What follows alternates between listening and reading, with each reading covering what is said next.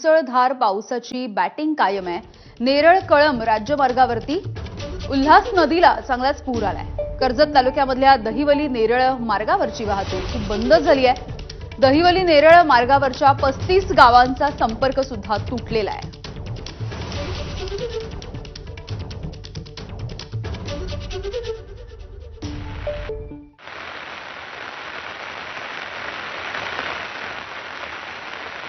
त्यामुळे मान्सून सध्या अख्खं राज्य व्यापताना दिसतोय, महाराष्ट्र व्यापताना दिसतोय। याचपैकी आपण रायगडमधली दृश्य बघतोय। रायगडमध्ये मुसळधार पाऊस सध्या कोसळतोय, त्यामुळे अनेक गावांचा संपर्क सुद्धा तुटलेला आहे। इथलं सुद्धा प्रशासन सतर्क झालंय।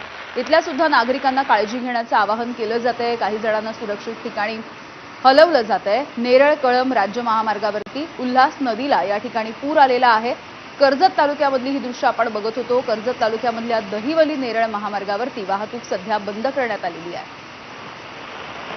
रायगड जिल्ह्यात काल मध्यरात्रीपासून अवकाळी मुसळधार पावसानं जोरदार हजेरी लावली आहे आणि संपूर्ण रायगड जिल्ह्याला आदळून सोडला आहे। आपण रायगड जिल्ह्यामध्ये बघितलं तर अनेक गावांचा आता संपर्क तुटलेला आहे। रायगड जिल्ह्यातल्या मुरुड असेल, अलिबाग असेल किंवा रोहा असेल या भागांमध्ये प्रचंड पाऊस कोसळतोय। मसाळा श्रीवर्धन मार्गावर देखील अनेक रस्त्यांवर झाडं कोलमडून पडल्यामुळे अनेक जी वाहतूक आहे ती जनजीवन सहित विस्कळीत पडलेली आहे आणि त्यामुळे याचा मोठा फटका रायगड जिल्ह्यातल्या नागरिकांना पडलेला पाहायला मिळतो। आपण बघितलं तर सावित्री नदीच्या पातळीत देखील हळूहळू वाढ होत चाललेली आहे आणि त्यामुळे सावित्री नदी देखील आता दुथडी भरून वाहत असल्याचं पाहायला मिळतंय। आपण बघितलात तर रायगड जिल्ह्यातल्या 15 तालुक्यांमध्ये या अवकाळी पावसाचा मोठा फटका नागरिकांना बसलेला पाहायला मिळतंय।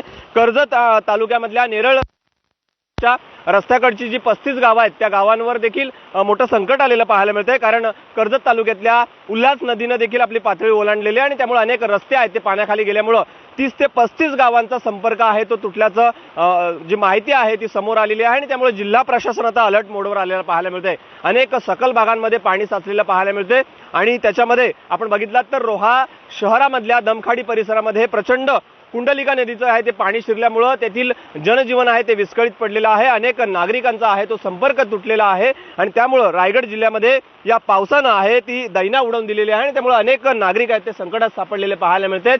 संपूर्ण परिसराचा जर आपण आढावा घेतला तर रायगड जिल्ह्यात काल मध्यरात्रीपासून जो पाऊस सुरू झालाय तो अजूनपर्यंत थांबायचं नाव घेत नाही आणि त्यामुळे प्रचंड काही भागामध्ये आहे ते रस्ते देखील वाहून चाललेले पाहायला मिळतात। अनेक भागात दरडी कोसळल्याचं पाहायला मिळतंय।